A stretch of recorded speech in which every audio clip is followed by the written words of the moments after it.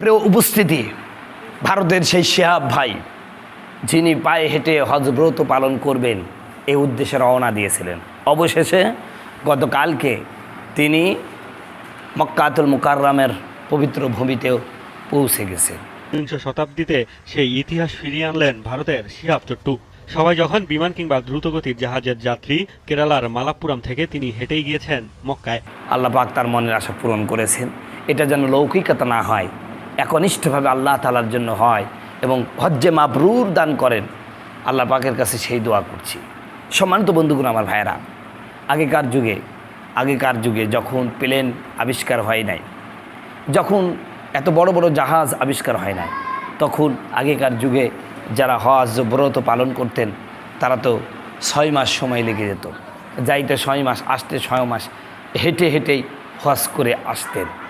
তাই ঠিক শিহাবুদ্দিন ভাইয়ের মাধ্যমে আমরা সেই আবার অতীতে ফিরে গেছি। আমরা দেখতে পেলাম অতীতে আমাদের পূর্বপুরুষ যারা হজ ব্রত পালন করেছেন, আল্লাহর বিধান পালন করেছেন, আল্লাহর ঘর জিয়ারত করেছেন, কিভাবে করেছেন আমরা তার বাস্তব প্রমাণ এই শিহাব ভাইয়ের মাধ্যমে পেলাম। আল্লাহ পাক তাকে সুস্থ রাখুক, সুখে রাখুক, সুন্দরভাবে আবার তার মাতৃভূমিতে পৌঁছানোর তৌফিক দান করুন, সকলে বলুন আমিন। সম্মানিত বন্ধুগণ, আমার ভাইয়েরা, হজ ফরজ। প্রত্যেকটা প্রাপ্তবয়স্ক মুসলিম নরনারী যাদের আল্লাহ পাক অসংখ্য টাকা দিয়েছেন, অর্থাৎ হজ ব্রত পালন করার পরিমাণ টাকা পয়সা দান করেছেন যেই নারী যেই পুরুষের, তাদের উপরে আল্লাহ রাব্বুল আলামিন এ হজকে ফরজ করে দিয়েছেন। এটা অবশ্যই ফরজ। হজ এমন একটি ফরজ বিধান, আপনি যদি না করে মারা যান তাহলে বদলি হজ করবে। আপনি নিজে যেতে পারছেন না, বদলি হজ করাই দেন, বদলি হজ করেন, তারপর হজ আপনাকে পালন করতেই হবে। বন্ধুগণ, আমার ভাইয়েরা, আমার আল্লাহ পাক সবাইকে তো এই টাকা দেন না। প্রিয় ভাই সব, এই ঘরটা আল্লাহর ঘর, যে ঘরটা নির্মাণ করেছেন আমাদের জাতির পিতা হযরতে ইব্রাহিম খলিলুল্লাহ আলাইহিস সালাতু ওয়াস সালাম। যেই ঘরটি নির্মাণে অবদান রেখেছেন আমার নবী, আপনার নবী মুহাম্মদ রাসূলুল্লাহ সাল্লাল্লাহু আলাইহি সাল্লাম। আমরা যে হাজরে আসওয়াদের চুমা দিই, এই পাথরটা যিনি বসিয়েছেন তিনি কেডা? তিনি আমার নবী, আপনার নবী মুহাম্মদ রাসূলুল্লাহ সাল্লাল্লাহু আলাইহি ওয়াসাল্লাম। প্রিয় ভাই সব আমার, যেই ঘরটার দিকে তাকায় থাকলে সকল গুনাহ মাফ করে দেন, যতক্ষণ তাকায় থাকবেন সব অনবরত সব হতেই থাকবে। সুবহানাল্লাহ। সেই ঘরটা হলো বাইতুল্লাহ শরীফ, আল্লাহর ঘর।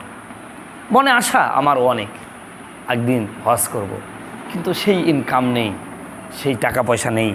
আল্লাহর কাছে সবসময় কাঁদতেছে, আল্লাহ তুমি তোমার ঘরটা জিয়ারত করার মতন তৌফিক দান করো। প্রত্যেকটা মুমিনের উচিত এই ঘরটা জিয়ারতের আশা রাখা, কারণ ওই ঘরের দিকে আমরা দাঁড়িয়ে প্রতিদিন 5 ওয়াক্ত নামাজ পড়ি। যেই ঘরটার দিকে দাঁড়িয়ে আমরা নামাজ পড়ি, সেই ঘরটার মধ্যেই যখন নামাজ পড়ব, সেই ঘরটার সামনেই যখন নামাজ পড়ব, কি যে আনন্দ, কি যে অনুভূতি, এটা তো ভাষা দ্বারা প্রকাশ করা ইম্পসিবল। অনেক মানুষ আছে এই হজটাকে আজকে ফ্যাশন বানিয়ে নিয়েছে, নামাজ কালাম পড়ে না, ইসলাম বিরোধী, অথচ হজ করতে যায়। নির্বাচন আসলেই দেখি সুন্দর।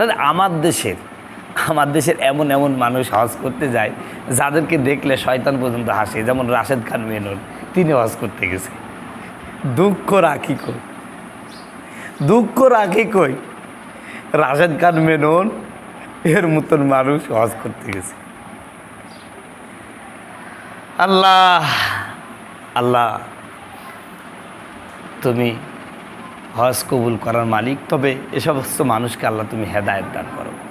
সম্মানিত বন্ধুগণ, আমার ভাইয়ের, আমার যাই হোক, যার যেরকম সামর্থ্য হবে, যেভাবে ইচ্ছা আল্লাহর ঘরে পৌঁছানো, আল্লাহর ঘরটা দেখা সবচেয়ে বড় কিছু।